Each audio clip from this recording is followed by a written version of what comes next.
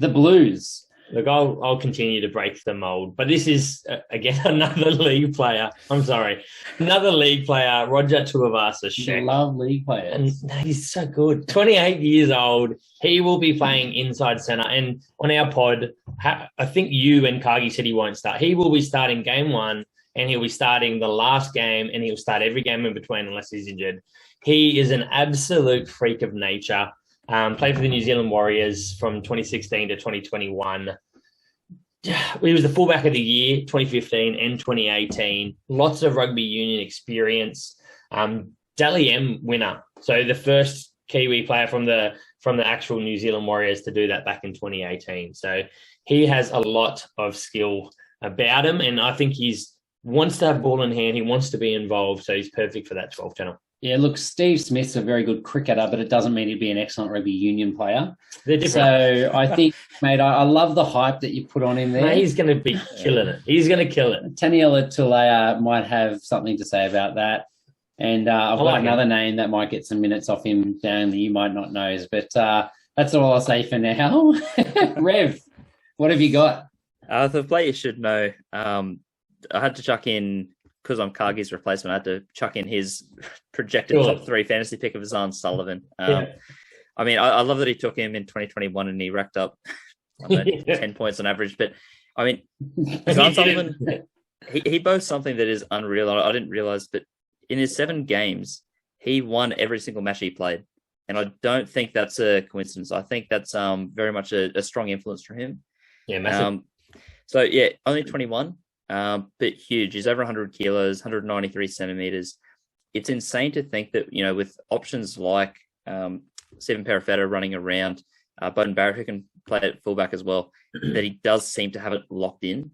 It seems insane to think about that he's that young and, you know, already that good. But I'm very interested to see if at 21 years old he does have it locked in, because Stephen Parra franchise did top score in the Bunnings NPC by a significant margin, kicks goals, can do everything. And we know that Bodie Barrett's goal kicking is not his strongest suit as well. So they might choose someone that's a little bit more of a reliable goal kicker there as well. Zan Sullivan, very excited by him, and he's just got that well-rounded game. But mate, don't ever count out Parra franchise. He's our boy.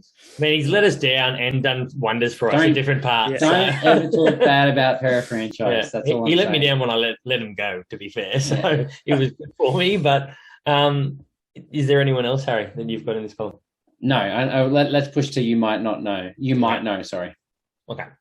Well, Zan Sullivan was a you might know. For us, yeah, but not for Rev. He had him as you should. Sorry. So Sam Darry, 21-year-old lock, 203 centimetres. If you're over $2, that's pretty good. 110 kilograms. Look, there's a lot of lock changes. They've lost so much experience in the last year. So it'll be interesting to see how much game time he gets. He played 8 out of the 10 games for the Canterbury NPC team in his second season, which was last year, partnering Luke Romano. So it'll be really interesting to see if he gets some good game time there. He might partner Luke Romano at points, but we'll see how we go. But if he's on the field, it could be exciting. You know what? We had this discussion in the New Zealand preview about Luke Romano taking up a contract with the Blues, and I thought he must be going there because they're saying that he can start. Surely not. I've got new information that I didn't realise at the time. The Crusaders didn't offer him a contract. They were worried about their budget. I think they said that there's a 4-year budget that they have to come under for Super Rugby, and given the budget that he carried, Razor basically said it was time that they had to push forward with some young players. They couldn't afford to keep him. So as good as he's been, it's not actually because the Blues trumped him. It's because he didn't have a contract. So all I'm saying is that to me, that looks better for Sam Darry than it did before, when I thought he was just coming over to hold down a jersey all year. And look, let's keep in mind that he was a bench player and finishes off games. Yeah, he's a weapon, though. He is a weapon, but that's what he does. That's that role that he's done for so long. So we might yet see him do the same thing. Throughout this year.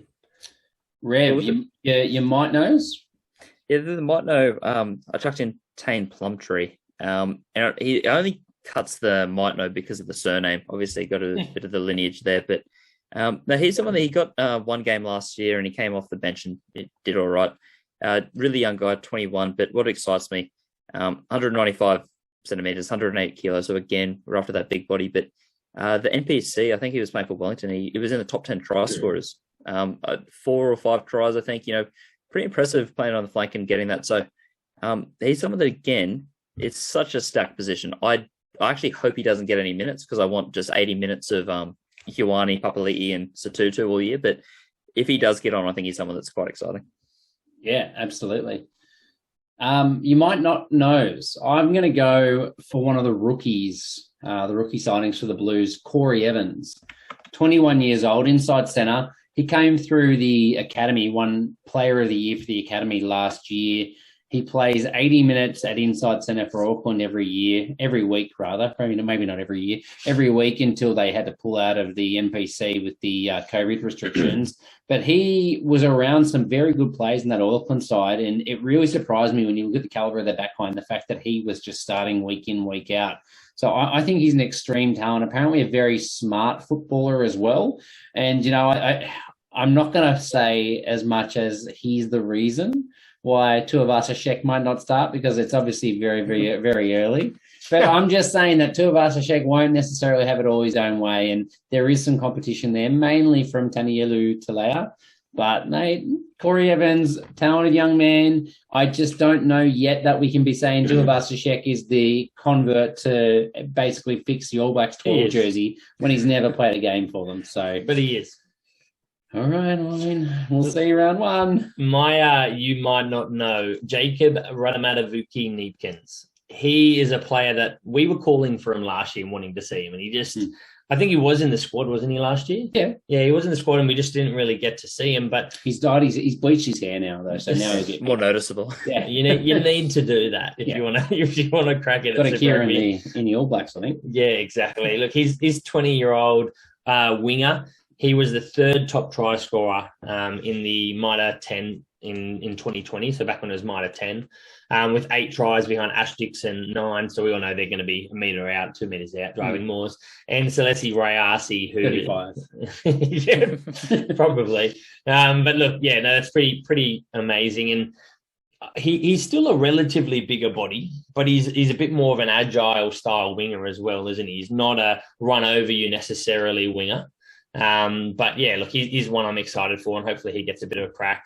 They have a lot of outside backs and a lot of exciting players. So, I mean, when you're competing with Mark Talea, Caleb Clark, Bryce Heem, AJ Lamb, Zan Sullivan, all filling out the back, even Talea, we might not get to see him, but he's a player at the age of 20 with lots of potential, and hopefully we get to see him on the field. I'm still confused why he's not playing for the Waratahs, but we'll take him.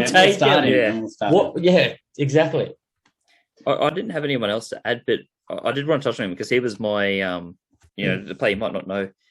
I like that looking into him last year, he was listed at 89 kilos, and this year he's listed at 95. So clearly he's had a decent off season of just, taking that step up to Super Rugby.